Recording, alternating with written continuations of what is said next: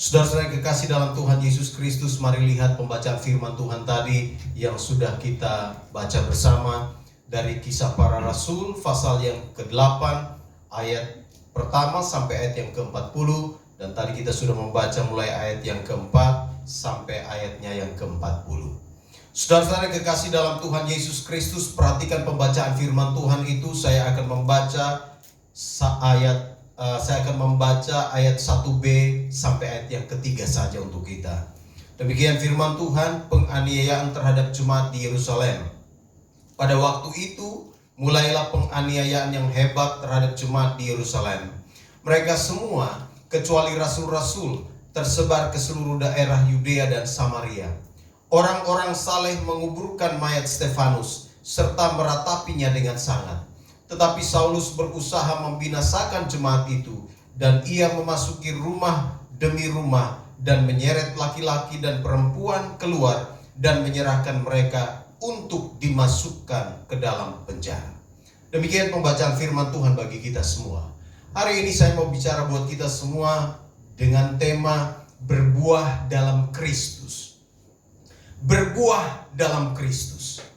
Saudara-saudara kekasih di dalam Tuhan Yesus Kristus, kalau kita memperhatikan pembacaan kita tadi, maka di sana kita dapat melihat bagaimana kehidupan orang percaya mula-mula. Mereka bertumbuh di dalam Kristus, mereka berakar di dalam Kristus, mereka berbuah di dalam Kristus, sekalipun situasi mereka sulit sekali. Mereka sedang mengalami penganiayaan yang luar biasa. Ayat yang tadi saya baca buat kita, di sana dikatakan bahwa pada waktu itu di Yerusalem ada penganiayaan yang sangat hebat. Dan penganiayaan ini dialami oleh orang-orang percaya. Mereka dibenci oleh orang-orang saat itu karena mereka sekarang menjadi pengikut Kristus. Dan orang-orang Yahudi, imam-imam kepala, ahli-ahli Taurat, mereka membenci, mereka mencari orang-orang percaya, mereka menganiaya mereka. Dan Alkitab berkata bahwa Saulus ada di kumpulan orang-orang pembenci itu, dan kemudian mereka bersepakat untuk membunuh seorang murid Tuhan yang namanya Stefanus. Nanti saudara baca sendiri di dalam pasal yang ke-7 bagaimana Stefanus dibunuh. Dia dilempari dengan batu sampai mati. Tetapi Alkitab berkata kepada kita semua bahwa Stefanus menunjukkan, membuktikan bahwa dia sungguh-sungguh berakar di dalam Kristus. Dia sungguh-sungguh kuat di dalam Kristus, dia sungguh-sungguh berbuat di dalam Kristus, dan di dalam situasi sulit itu dia tidak menyangkal imannya kepada Kristus. Saudara-saudara yang kekasih di dalam Tuhan Yesus Kristus, jemaat mula-mula juga di dalam Kisah Para Rasul pasal 2 ayat 42, di sana dikatakan bahwa mereka bertekun dalam pengajaran rasul-rasul. Mereka ada di dalam persekutuan bersama. Mereka selalu berkumpul untuk fellowship, untuk makan bersama, untuk berdoa bersama. Dan mereka senantiasa ada di dalam kumpulan itu, saling menguatkan satu dengan yang lain, sekalipun mereka ada di dalam situasi sulit. Itulah pentingnya komunitas rohani. Komunitas rohani, di dalam komunitas rohani, setiap orang-orang, setiap anggota tubuh Kristus saling menguatkan, saling menasihati, saling membangun. Sehingga setiap orang percaya, kita ketika kita berada di dalam situasi yang sulit, kita bisa melewatinya dengan penuh kemenangan. Dan kita juga membuktikan bahwa kita adalah orang-orang percaya yang senantiasa berbuah di dalam Kristus.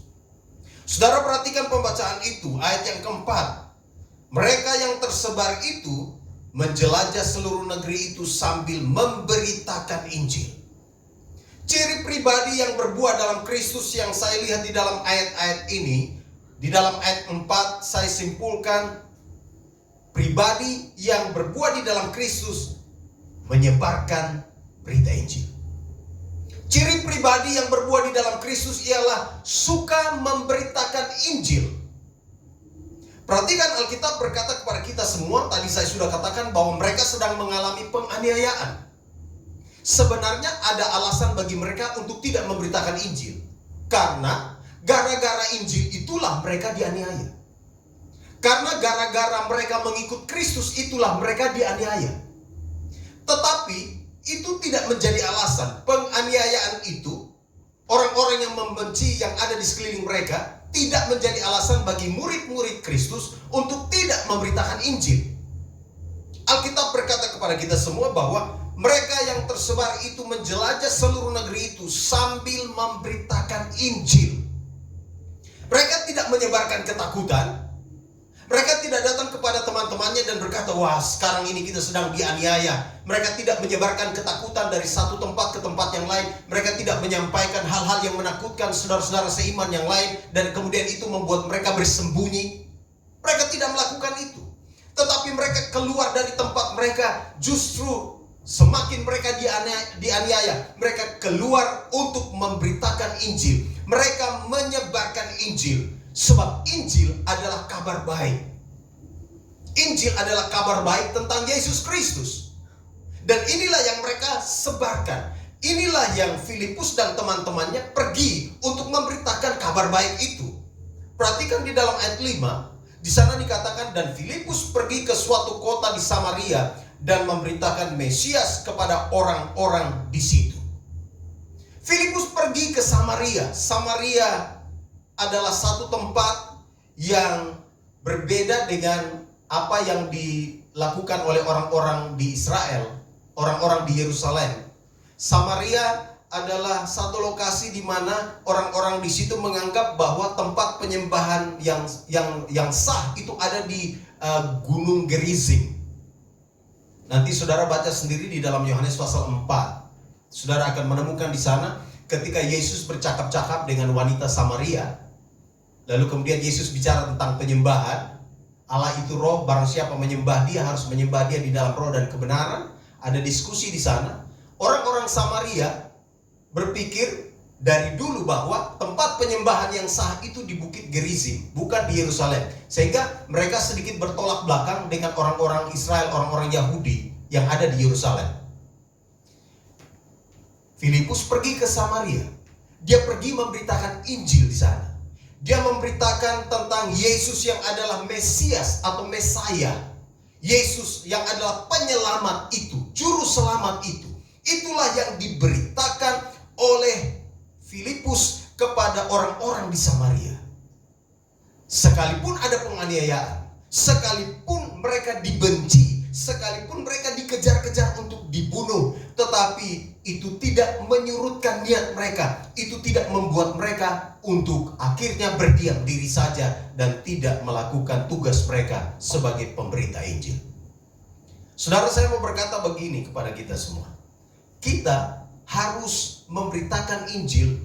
Kita harus menyebarkan Injil kepada orang-orang di sekeliling kita. Sekarang memberitakan Injil ini sudah gampang sekali. Tidak seperti dulu. Saudara bisa memberitakan Injil melalui media sosial. Saudara bisa memberitakan Injil melalui status-status yang saudara taruh di media sosial. Dan dengan begitu saudara sudah memberitakan Injil. Orang-orang yang membaca itu akan mereka akan melihat itu dan mereka akan mulai, kalau mereka yang belum mengenal Kristus, mereka mungkin akan penasaran, mungkin mereka akan bertanya, mungkin mereka akan mulai mengomentari dan seterusnya. Tetapi intinya ialah bahwa saudara dan saya harus menyebarkan berita Injil. Setiap kita yang sudah diselamatkan oleh Allah, kita harus pergi untuk memberitakan Injil. Kita harus memberitakan Injil kepada orang-orang lain yang juga memerlukan keselamatan di dalam Yesus. Sebab Yesus adalah Mesias, Yesus adalah penyelamat, Yesus adalah Raja, Yesus adalah Tuhan. Dan itu yang harus kita beritakan. Saudara-saudara, ini yang dilakukan oleh Filipus dan murid-murid yang lain. Mereka membuktikan bahwa mereka adalah murid-murid Kristus yang berbuah. Kalau ada orang percaya yang berkata bahwa dia murid Kristus, tetapi dia tidak memberitakan Injil, maka saya mau berkata bahwa dia tidak berbuah di dalam Kristus. Karena apa? Kita harus menyampaikan berita keselamatan itu kepada setiap orang-orang yang ada di sekeliling kita. Sebagai bukti bahwa kita telah ada di dalam Kristus. Dan itulah sebabnya Filipus dan murid-murid yang lain, mereka pergi untuk memberitakan Injil. Saya tadi pagi sebelum datang ke tempat ini, saya coba lihat di Facebook secara khusus. Wah, orang live streaming ibadah di mana-mana. Dan luar biasa, hari-hari ini dengan situasi COVID ini, Injil itu disebarkan kemana-mana. Orang-orang bisa mendengar Injil melalui media sosial, melalui berbagai macam cara orang menyampaikan Injil. Dan itu harus kita lakukan sebab kita yang telah diselamatkan oleh Kristus, kita diberikan tanggung jawab untuk memberitakan Injil. Bukan hanya tugas pendeta dan penginjil untuk memberitakan Injil. Tugas memberitakan Injil adalah tugas setiap orang percaya. Saudara dan saya harus memberitakan Injil. Paulus bilang kepada anak rohaninya Timotius, nanti saudara baca, beritakanlah firman, baik atau tidak baik waktunya. Beritakan firman itu bukan soal mood, bukan soal situasi. Situasi baik, beritakan firman. Kalau tidak baik, tidak beritakan firman. Tidak begitu. Alkitab berkata kepada kita semua, baik atau tidak baik waktunya, saudara dan saya harus memberitakan Injil. Itu sama seperti baik atau tidak baik waktunya, saudara dan saya tetap makan. Kalau kita mau pakai analogi seperti itu. Situasi baik atau tidak baik, saudara dan saya akan tetap makan. Situasi baik atau tidak baik, saudara dan saya harus memberitakan Injil. Sebab kita diberikan tanggung jawab untuk menjadi saksi Kristus. Itulah sebabnya Filipus dan murid-murid yang lain, mereka memberitakan Injil. Yang kedua, saudara yang kekasih, perhatikan di dalam ayat itu. Ketika orang banyak itu mendengar pemberitaan Filipus dan melihat tanda-tanda yang diadakannya, mereka semua dengan bulat hati menerima apa yang diberitakannya itu. Sebab dari banyak orang yang kerasukan roh jahat, keluarlah roh-roh itu sambil berseru dengan suara keras, dan banyak juga orang lumpuh dan orang timpang yang disembuhkan. Kisah 8 ayat 6-7. Ciri pribadi yang berbuah di dalam Kristus yang kedua ialah mendemonstrasikan kuasa Allah. Pribadi yang berbuah di dalam Kristus harus mendemonstrasikan kuasa Allah. Setiap kita yang sudah percaya kepada Kristus diberi kuasa. Tidak ada seorang pun di antara kita yang tidak diberi kuasa. Setiap kita diberi kuasa. Pendeta, penginjil, anggota jemaat, semua kita diberi kuasa yang sama. Dan karena kita diberi kuasa yang sama, maka kita harus mendemonstrasikan kuasa itu. Menyatakan kuasa itu kepada dunia. Supaya akhirnya dunia bisa melihat kuasa itu. Dan akhirnya mereka dapat percaya kepada Kristus. Perhatikan, Filipus mendemonstrasikan kuasa Allah. Dia pergi ke Samaria. Di situ dia berhadapan dengan orang-orang yang ada di dalam situasi sulit. Ada yang sakit, ada yang timpang, ada yang lumpuh. Filipus mendemonstrasikan kuasa Allah. Dan Allah bekerja di dalam itu. Dan orang-orang itu disembuhkan oleh Allah. Kita harus mendemonstrasikan kuasa Allah. Supaya akhirnya ada banyak orang melihat kuasa itu. Supaya orang percaya kepada kuasa Allah. Kalau bertemu dengan orang sakit, jangan sungkan-sungkan mendoakan mereka.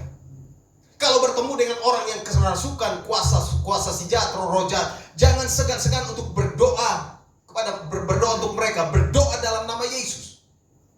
Jangan saudara ketika menghadapi situasi itu takut dan tidak bisa berbuat apa-apa lagi. Kita harus mendemonstrasikan kuasa Allah itu. Dunia ini sedang menantikan demonstrasi kuasa Allah. Dan saudara dan saya harus mendemonstrasikan kuasa Allah itu. Supaya akhirnya banyak orang bisa merasakan lawatan Allah. Dan akhirnya, perhatikan di dalam ayat yang ke-8.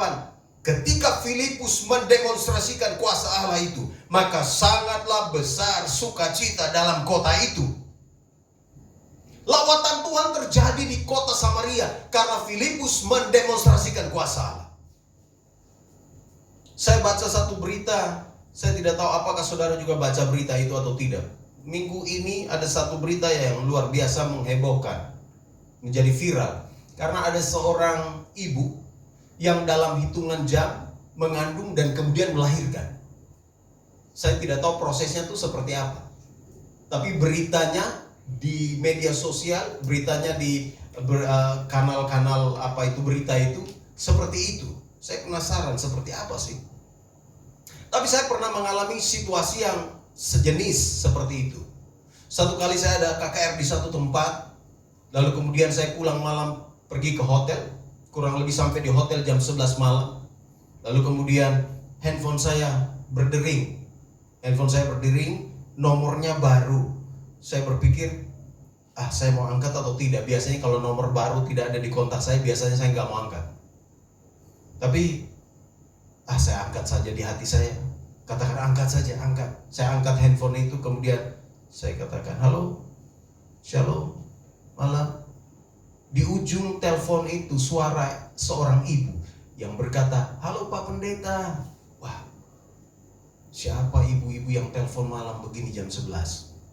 Halo Pak Pendeta, nama saya ini. Dia perkenalkan namanya, saya nggak kenal sama sekali. Lalu dia katakan, saya mendapat nomor handphone Bapak dari seorang namanya ini. Saya juga tidak kenal orang yang dia sebut itu. Tapi ya sudah, nggak apa-apa. Iya, ada apa Bu? Saya bilang.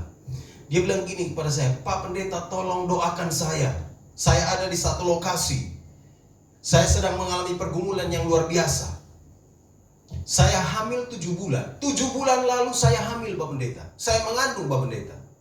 Tetapi masuk di bulan ke-7, kandungan saya tuh hilang.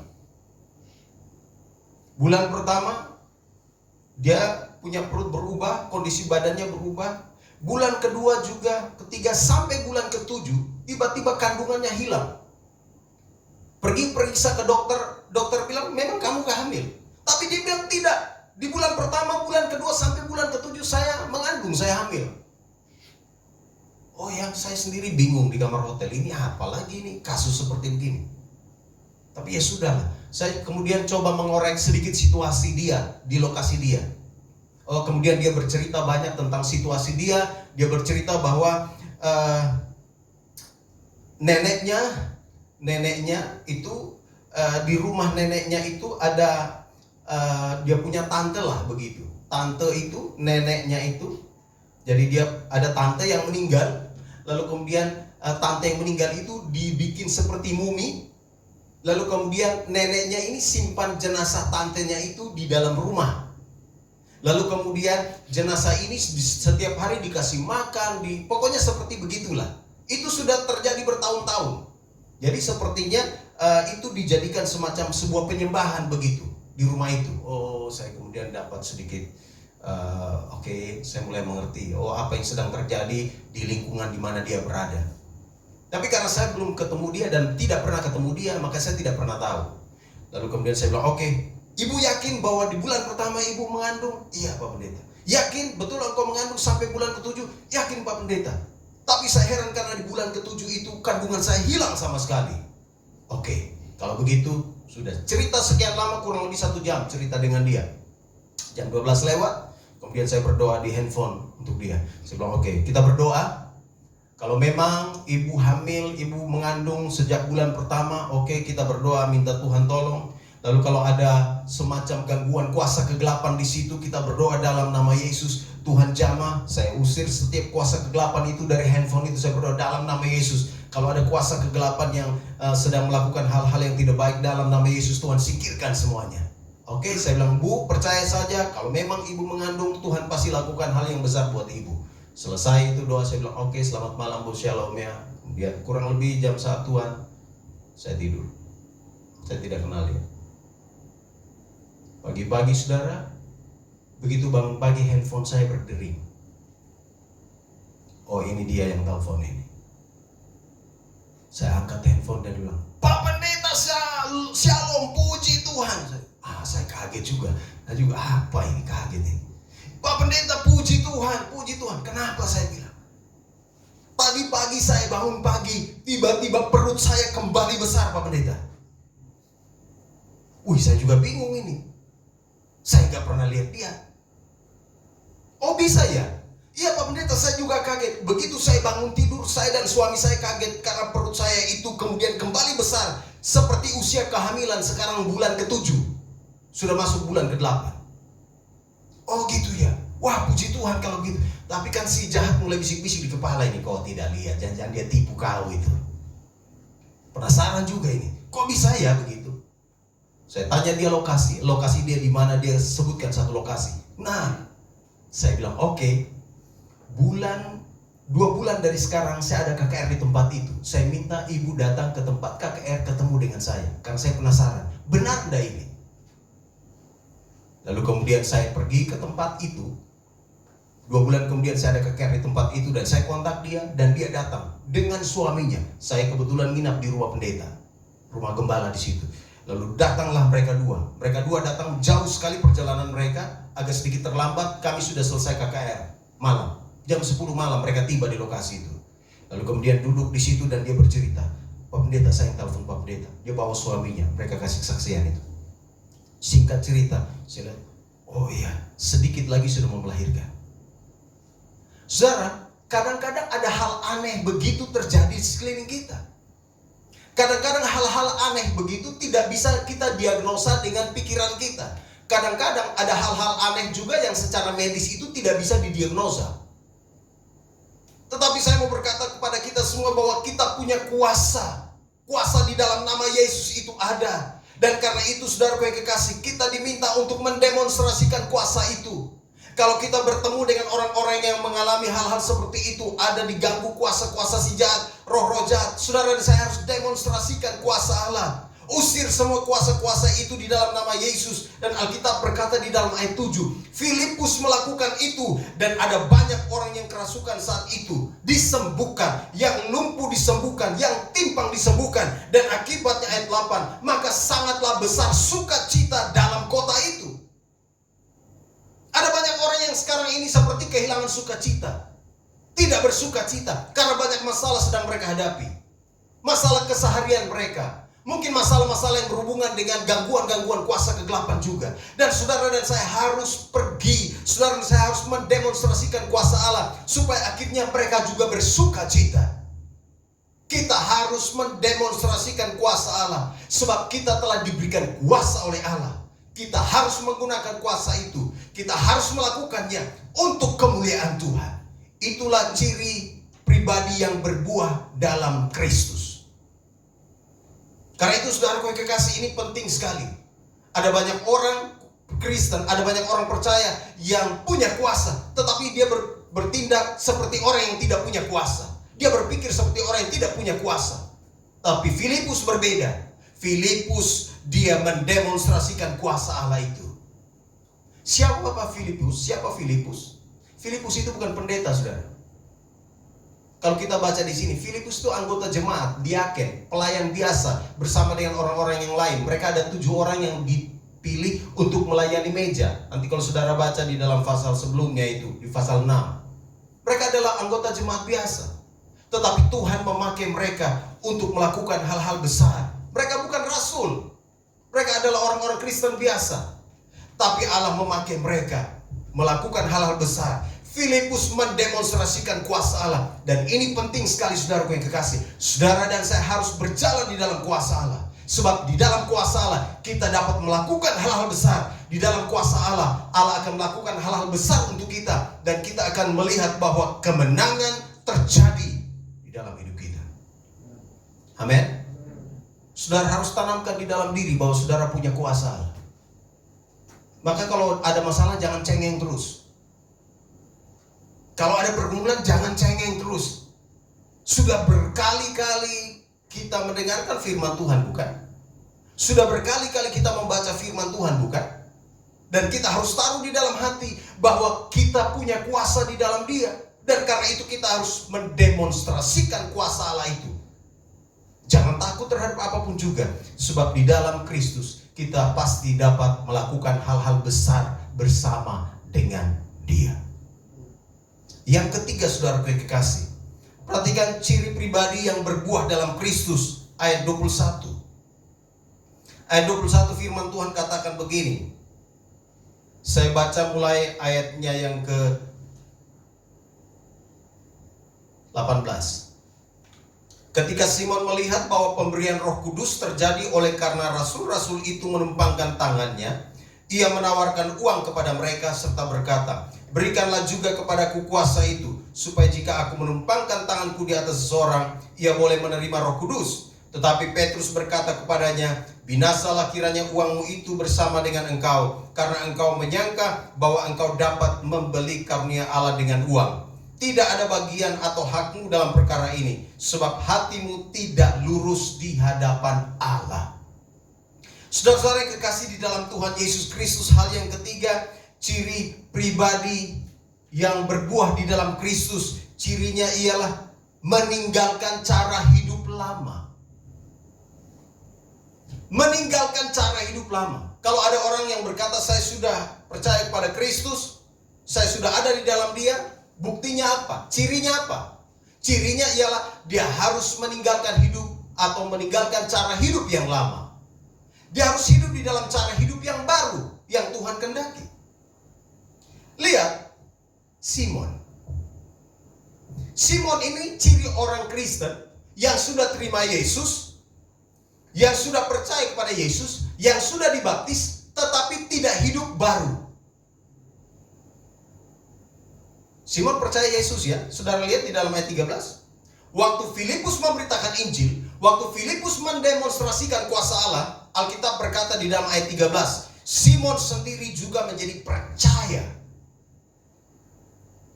Dan sesudah dibaptis, dia dibaptis juga. Ia senantiasa bersama-sama dengan Filipus. Dia ada di dalam kumpulan itu. Dia ada di dalam komunitas rohani. Dia juga mungkin terlibat di dalam pelayanan. Tapi perhatikan, Simon punya gaya hidup belum berubah secara total. Waktu Petrus dan Yohanes mendengar bahwa di Samaria ada lawatan Tuhan, lalu kemudian mereka mendengar itu, mereka datang ke Samaria, mereka menumpangkan tangan di atas orang-orang yang ada di situ, mereka terima Roh Kudus. Lalu Simon bilang begini, waduh, keren juga nih. Kalau boleh saya juga dikasih kuasa seperti itu. Kalau boleh saya dikasih otoritas seperti itu, supaya saya juga bisa tumpang tangan. Lalu ketika saya tumpang tangan, lalu kemudian Roh Kudus turun di atas orang-orang yang saya tumpangi tangan. Lalu dia bilang kepada dia bilang kepada Petrus dan Yohanes, dia bilang, ini ada uang, bisa tidak saya barter? Saya kasih kamu uang, lalu kemudian kamu kasih saya otoritas untuk tumpang tangan. Ini ciri orang yang belum berubah. Masih hidup di dalam gaya hidup yang lama. Dia berpikir bahwa dengan uang dia bisa beli semuanya. Dia pikir bahwa dengan uang dia bisa atur pelayanan. Dia pikir bahwa dengan uang dia bisa sogok Petrus dan Yohanes. Dia pikir dengan uang Petrus dan Yohanes bisa tertarik, Petrus dan Yohanes bisa tergoda untuk bisa melakukan sesuatu, bisa memprioritaskan dia. Ini model orang Kristen yang belum bertobat. Sudah percaya, iya. Dibaptis, iya. Ikut di dalam komunitas rohani, di dalam komunitas Filipus, iya. Tetapi tidak berbuah. Dan itu sebabnya Petrus dan Yohanes katakan, hatimu tidak lurus di hadapan Allah. Di dalam ayat yang ke-21. Hati Simon itu tidak lurus di hadapan Allah. Tidak lurus itu artinya tidak jujur, tidak tulus, tidak hidup di dalam kebenaran, tidak lurus, masih bengkok-bengkok. Ada orang Kristen yang begini nih, masih suka bengkok-bengkok, hidupnya masih jalan sana, jalan sini, yang gak benar, yang masih lakukan hal-hal yang tidak benar. Katanya sudah dibaptis, katanya sudah percaya, katanya sudah ada di komunitas rohani, tetapi jalannya masih bengkok-bengkok. Orang ajak buat dosa, bikin dosa. Masih tergoda melakukan hal-hal yang jahat. Itu ciri Simon. Di pasal 8. Saudara-saudara kekasih dalam Tuhan Yesus Kristus. Kalau kita berkata bahwa kita sudah berbuah di dalam Kristus, kalau kita berkata bahwa kita ada dalam Kristus, maka kita harus meninggalkan cara hidup yang lama. Cara hidup yang lama itu harus dibuang, disingkirkan, supaya akhirnya hidup kita berkenan kepada Allah, supaya kita bisa hidup menyenangkan hati Tuhan. Maka saya biasa bertanya kepada orang yang betul-betul mau dibaptis, betul-betul sungguh-sungguh mau dibaptis. Saya tidak mau dia percaya saja atau asal baptis saja karena aturan gereja bilang baptis, tapi nanti hidupnya tidak benar di hadapan Tuhan. Kita harus benar-benar menunjukkan, kita harus benar-benar membuktikan bahwa kita sekarang hidup di dalam Kristus dan hidup kita benar-benar menghasilkan buah, dan buah itu benar-benar menjadi kesaksian bagi banyak orang. Petrus dan Yohanes punya hati ini lurus. Ini tipe hamba Tuhan yang tidak bisa digoda dengan uang. Ini tipe hamba Tuhan yang tidak bisa bertoleransi dengan dosa, yang tidak bisa diajak kompromi dengan dosa. Simon ajak kompromi mereka, tetapi Petrus dan Yohanes bilang tidak. Lihat apa yang mereka katakan, keras juga ya apa yang dikatakan oleh Petrus. Tetapi Petrus berkata kepadanya, ayat 20, binasalah kiranya uangmu itu bersama dengan engkau, karena engkau menyangka bahwa engkau dapat membeli karunia Allah dengan uang. Jangan lupa ya, Simon ini sebelum percaya kepada Kristus, dia melakukan praktek sihir. Di dalam ayat-ayat itu, di dalam ayat 8, dia berlagak seperti orang penting. Di dalam ayat 8, dia mentakjubkan banyak orang dengan perbuatan-perbuatan sihirnya. Dan biasanya orang-orang yang datang kepada Simon itu biasanya mereka bayar sesuatu untuk dapat sesuatu dari dia. Saya ulang. Biasanya praktek sihir itu orang datang bayar sesuatu, orang beri sesuatu kepada pelaku sihir supaya akhirnya mereka mendapatkan sesuatu dari apa yang sudah mereka bayar itu. Contoh, biasanya orang-orang pergi ke dukun atau pergi kemana saja, orang-orang yang katanya hebat itu kasih sesuatu supaya kerjain ini, kasih sesuatu supaya oke, nanti bayar begini ya, nanti saya akan lakukan ini buat kamu. Cara berpikir Simon ini belum berubah. Paradigma Simon seperti ini belum berubah. Cara berpikir model lama seperti ini belum berubah. Waktu dia percaya kepada Kristus, dia punya cara pandang ini tidak berubah. Dia pikir kekristenan itu sama seperti di dunia sihir. Dia pikir bahwa dia masuk jadi orang percaya itu prakteknya sama seperti di dunia sebelumnya, di mana kalau dia perlu sesuatu, dia kasih uang, kemudian akhirnya dia bisa dapat sesuatu. Tidak.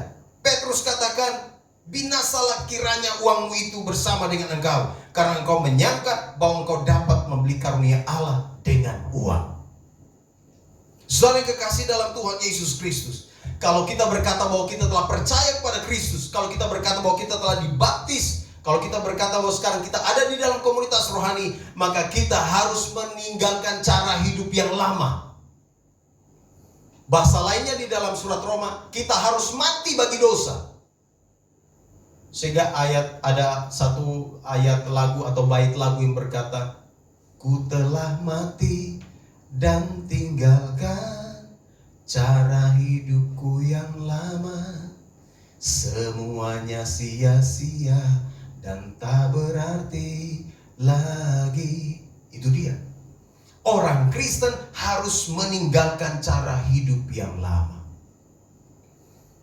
Jangan datang ke gereja pakai pakaian yang rapi, pakai pakaian yang baru, tetapi cara berpikir masih lama. Jangan kita pintar merias diri di bagian luar itu baru, menyenangkan, tetapi di dalam masih lama, di pikiran masih lama. Model kayak Simon ini, ikut Tuhan, tapi cara berpikirnya masih lama. Dan Petrus serta Yohanes berkata, binasalah engkau. Syukurnya ini, ketika Simon ditegur, dinasehati oleh Petrus dan Yohanes, dia terima nasihat itu. Ada banyak orang Kristen kalau dinasehati ngambek, tinggalkan gereja. Nasihat ini keras ya. Petrus nasihati dia, Petrus dan Yohanes tegur dia, binasalah kiranya engkau bersama dengan uangmu. Syukurnya Simon itu mau berubah. Ketika Petrus berkata demikian, di dalam ayat 22 Petrus lanjutkan, jadi bertobatlah dari kejahatanmu ini dan berdoalah kepada Tuhan supaya Ia mengampuni niat hatimu itu. Sebab kulihat bahwa hatimu telah seperti empedu yang pahit dan terjerat dalam kejahatan. Lihat jawab Simon. Jawab Simon, hendaklah kamu berdoa untuk aku kepada Tuhan, supaya kepadaku jangan kiranya terjadi segala apa yang telah kamu katakan itu. Simon sadar sekarang dia benar-benar harus takluk. Dia rendah hati. Tadi pertama cara berpikirnya masih lama. Setelah Petrus dan Yohanes kasih tahu dia, nyatakan kesalahannya, tegur dosanya, dia bilang oke deh, minta maaf, tolong doakan saya supaya Tuhan tolong saya, supaya Tuhan ampuni dosa-dosa saya. Kalau jadi orang Kristen tuh harus kayak gini nih. Begitu dinasehati, ditegur dosa, minta ampun dan bertobat. Jangan ditegur kesalahan, ditegur dosa, minggu depan tidak ke gereja lagi. Bahkan lebih parah lagi, ajak orang untuk tidak datang ke gereja. Gara-gara dosanya ditegur, diajak orang lain, jangan pergi lagi ke gereja itu deh. Di sana nasihat dosanya terlalu keras, gak usah deh. Ajak orang untuk tidak ke gereja. Nah, itu ciri-ciri setan tuh. Syukurnya Simon tidak begitu. Dia tidak mengajak pengikut-pengikutnya yang dulu pernah ikut dia, yang sekarang mereka sudah sama-sama bertobat. Simon tidak ajak mereka bilang, "Woi, jangan ikut ke persekutuan ini, jangan ikut komunitas ini. Waduh, ini kalau dinasihati nggak enak nih rasanya." Simon tidak melakukan itu, saudara yang kekasih. Simon rendah hati ketika dia disadarkan dosanya, dinasihati oleh Petrus dan Yohanes. Akhirnya dia bilang, "Oke, berdoalah supaya Tuhan mengampuni saya, supaya apa yang kamu katakan itu tidak terjadi kepadaku." Orang Kristen yang berbuah dalam Kristus siap menerima teguran sekalipun itu pahit. Amin. Siap dinasihati supaya bisa bertumbuh, berbuah lagi. Dan Petrus serta Yohanes menegur Simon dengan cara yang luar biasa. Dan Roh Kudus bekerja dan Simon pun berubah. Dia meninggalkan cara hidup yang lama. Dia tidak melakukan hal itu lagi. Dan sekarang dia benar-benar ikut Tuhan dengan hati yang tulus. Saya suka dengan ayat itu. Ini menjadi koreksi bagi kita.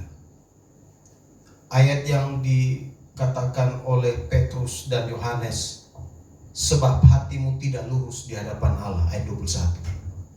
Kita semua, masing-masing kita evaluasi hati kita. Apakah ketika kita mengikut Kristus, apakah saat ini kita mengikut Kristus dengan hati yang tulus atau tidak? Apakah hati kita lurus di hadapan Tuhan atau tidak?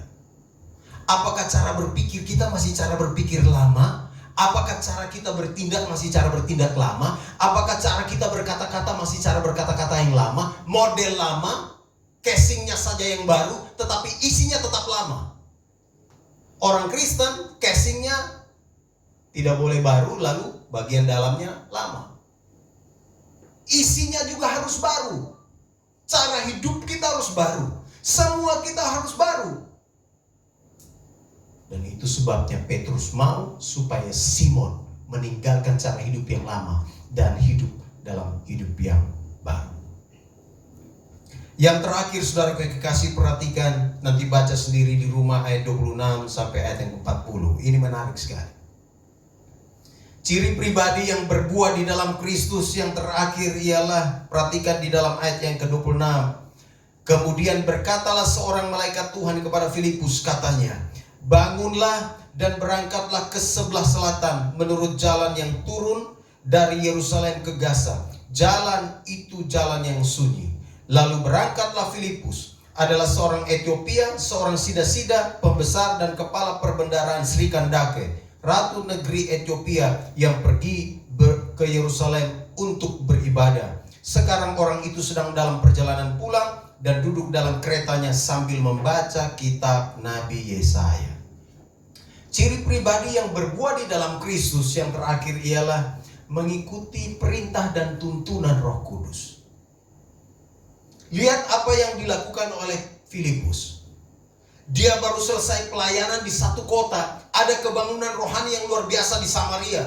Ada orang-orang sihir, ada yang lakukan sihir bertobat. Banyak orang yang datang dan percaya kepada Kristus. Lalu setelah pelayanan itu, saudara gue kekasih, Roh Kudus berbicara kepada Filipus supaya Filipus bangun dan pergi ke sebuah jalan yang namanya jalan sunyi. Ada malaikat Tuhan yang datang kepada Filipus, menampakkan diri kepadanya. Luar biasa ya. Ada yang pernah ketemu malaikat? Ada yang pernah ketemu malaikat? Coba lihat orang di sebelahmu, jangan-jangan dia malaikat.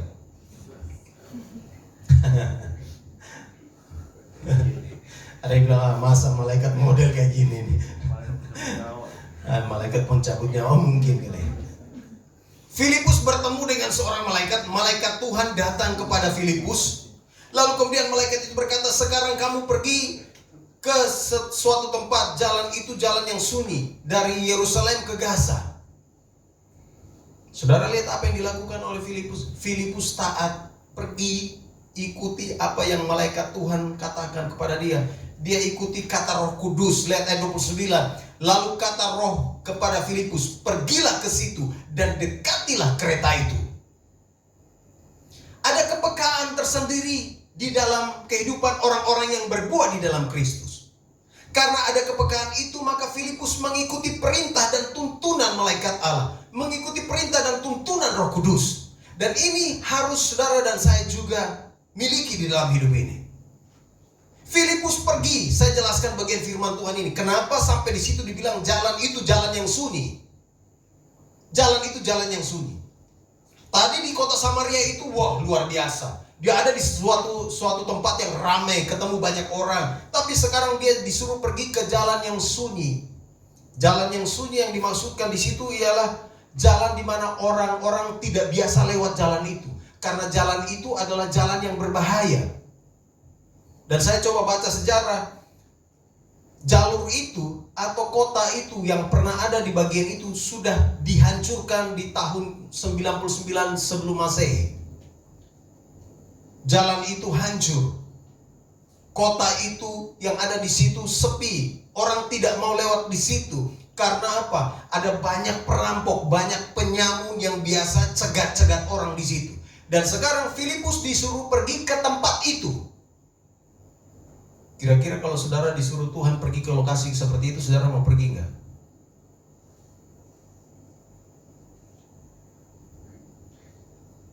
Tuhan bicara kepada perawat-perawat kesehatan. Saya minta kamu sekarang pergi bertemu dengan orang-orang yang ada di karantina, yang sedang kena COVID, sebentar mau meninggal, dan engkau harus beritakan Injil di sana. Pasti saudara akan bilang, benarkah ini suara Tuhan? Iya kan? Pasti saudara akan bilang, apa betul ini suara Tuhan? Tuhan bilang kepada Filipus, pergi ke jalan sunyi, pergi ke tempat itu. Pasti secara manusia Filipus bilang, Tuhan, ada tempat lain kan? Tapi Filipus tidak bilang begitu. Karena Tuhan yang suruh, dia pergi, taat. Hari-hari ini cari orang yang taat susah. Hari-hari ini cari orang yang setia juga susah. Betul? Taat dan setia itu barang langka sekarang.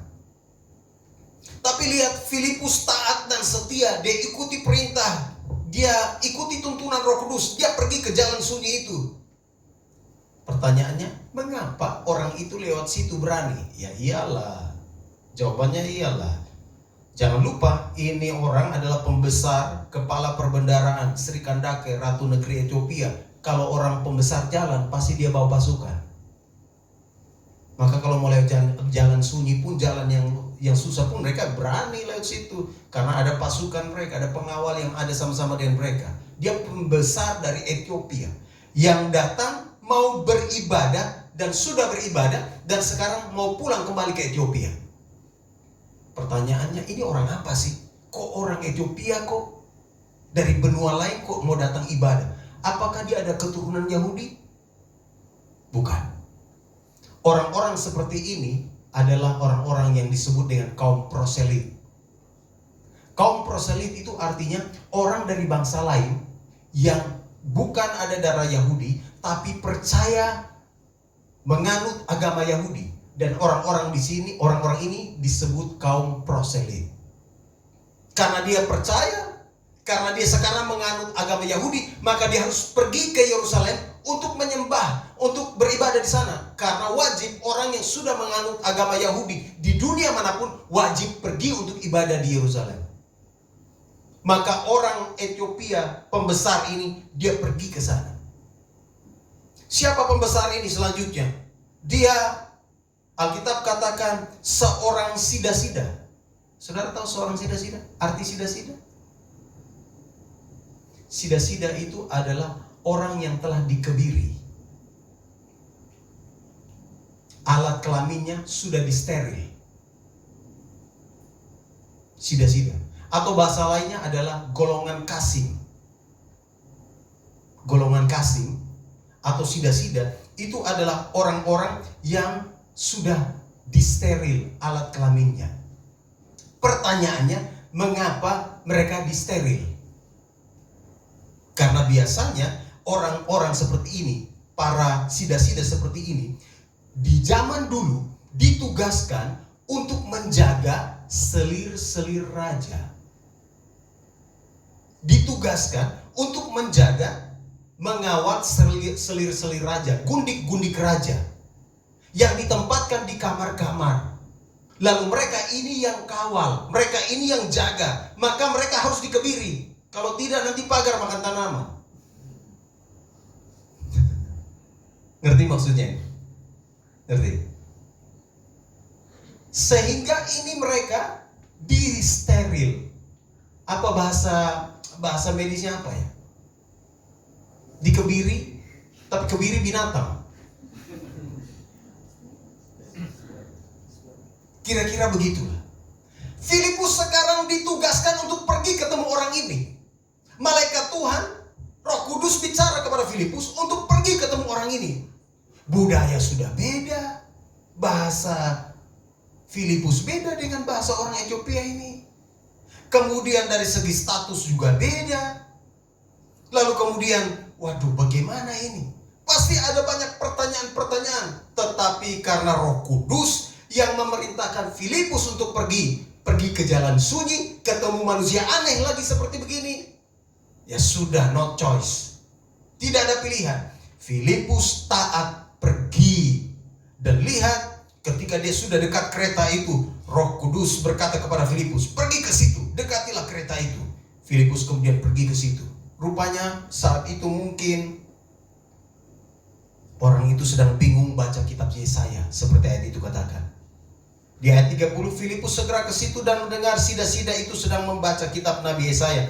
Kata Filipus, mengertikah Tuhan apa yang Tuhan baca? Jawabnya, bagaimanakah aku dapat mengerti kalau tidak ada yang membimbing aku? Lalu ia meminta Filipus naik dan duduk di sampingnya.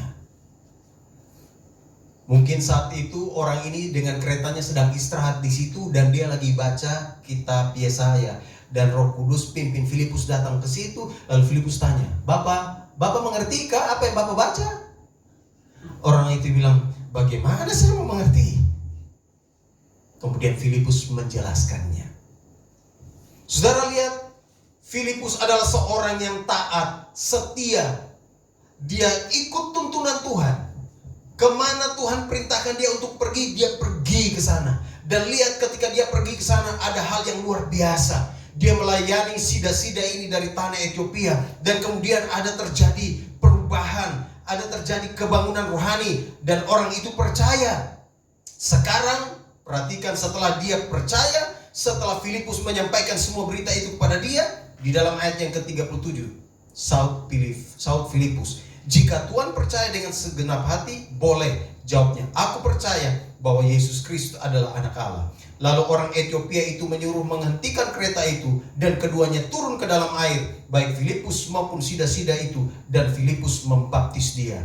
Dan setelah mereka keluar dari air, Roh Tuhan tiba-tiba melarikan Filipus, dan sida-sida itu tidak melihatnya lagi. Ia meneruskan perjalanannya dengan sukacita. Tetapi ternyata Filipus ada di Asdod. Ia berjalan melalui daerah itu dan memberitakan Injil di semua kota sampai ia tiba di Kaisaria. Filipus ini luar biasa ya. Tuhan pakai dia luar biasa. Selesai pelayanan, belum sempat istirahat lagi, Roh Allah melarikan dia pergi. Kemudian sida-sida bilang, mana ini manusia lagi? Sudah tidak ada. Dia sudah ada di Kaisaria, beritakan Injil lagi di sana. Wah, luar biasa. Siapa Filipus? Filipus bukan pendeta. Siapa Filipus? Filipus bukan rasul. Filipus adalah jemaat biasa, para pelayan, diaken-diaken yang melayani. Dan saya mau berkata buat kita semua, kalau saudara dan saya melayani Tuhan dengan setia, dia bisa memakai saudara dan saya. Dia pasti akan memakai saudara dan saya lebih dahsyat lagi dan lebih dahsyat lagi. Dia mau agar kita berbuah, semakin berbuah. Hidup kita harus mencerminkan Kristus. Dan Tuhan mau agar kita menjadi pribadi-pribadi yang berbuah di dalam Dia. Karena itu taat, ikuti perintah Tuhan, lakukan apa yang Tuhan katakan. Saya yakin Filipus punya hubungan pribadi dengan Tuhan itu luar biasa. Dia melihat malaikat Tuhan itu biasa, dengar suara Roh Kudus biasa. Kenapa? Karena pasti dia punya hubungan yang akrab dengan Tuhan. Filipus tahu apa yang harus dia lakukan. Roh Kudus memimpin dia untuk melakukan apa yang harus dia lakukan. Dan tentunya ini menjadi hal penting bagi kita sebagai orang percaya. Kalau saudara dan saya mau agar kita tahu apa yang akan kita lakukan ke depannya, maka kita harus memiliki hubungan yang intim dengan Dia, dengan Tuhan Yesus, dengan Roh Kudus. Sehingga akhirnya kita bisa dapat melakukan hal-hal besar bagi kemuliaan namanya. Kiranya firman Tuhan hari ini menguatkan kita, agar kita menjadi pribadi-pribadi yang berbuah